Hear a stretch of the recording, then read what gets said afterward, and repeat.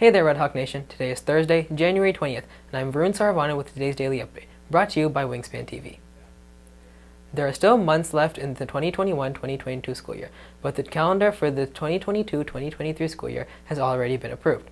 WTV's Radhika Sharma has the details.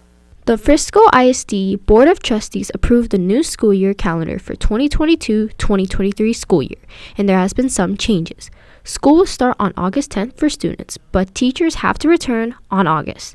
For math teacher Jennifer Rummery says it's too early. It is very early. I do admit I'd rather be out in May than in August because August is so terribly hot. But it is very early.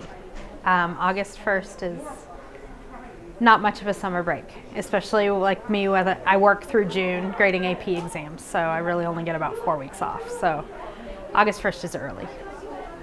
Thanksgiving break is from November 22nd through the 25th, and Christmas break will start a few days before Christmas, from December 23rd to January 9th.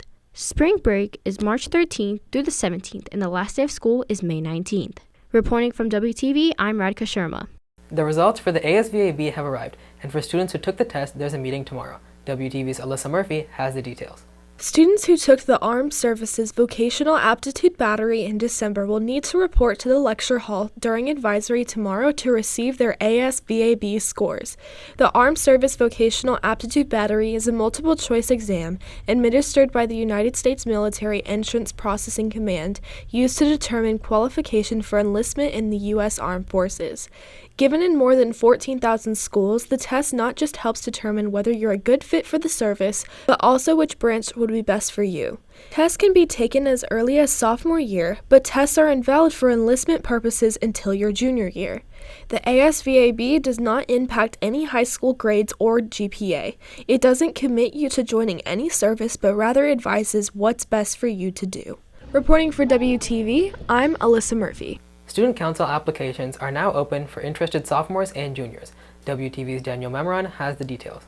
From planning homecoming to organizing pep rallies, StuCo helps with various events around the school. For StuCo Vice President Peyton Davis, it's a great way to be involved with campus life. You get to be in the know about upcoming events around the school, get to plan homecoming. It's a good way to be involved in school spirit, and I would say you also get to be a part of lots of community service projects. There's a limit to the number of students allowed in student council every year, so the application process can be competitive. So we look for people who see themselves as leaders of the school, people who have a good work ethic, and people who are creative. Senior Brady McNally has been in the class for 2 years, and for him, it's been a great experience. So grateful that I did that. It's been great for myself. It's helped me take my own perspective, like just out of my own first person point of view, and see things through a bird's eye point of view. See the community and the school as a whole, and see what you can do to help benefit it and help benefit your community. The student council application window closes on Friday. Reporting for WTV, I'm Daniel Memoron. On this week's edition of My Life As, WTV takes a look into the life of Wingspan executive producer Kirti Gumadi. So on a normal day, we'll start planning out our shows for the week. So we try to have 3 stories in a segment every day, just so that it's a full update. We try to have a news story, something interesting going on campus, anything that could help, information-wise.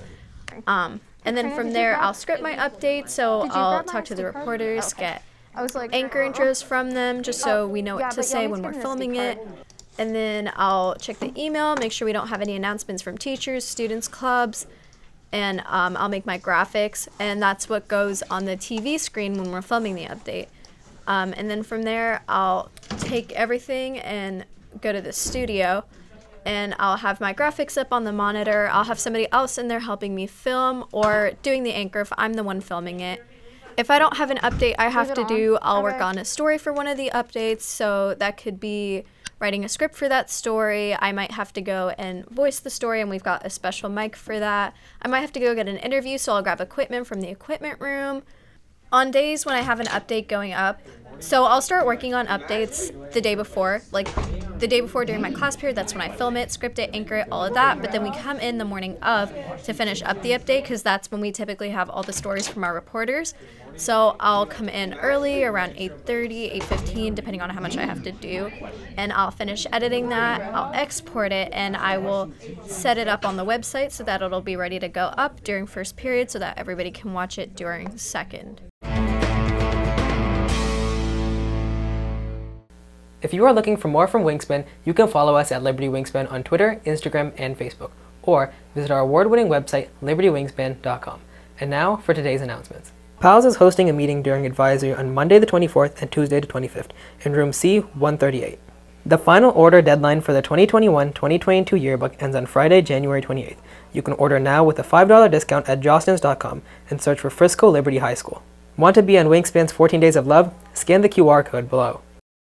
That's it for today's daily update. This is Varun Saravanan for Wingspan TV.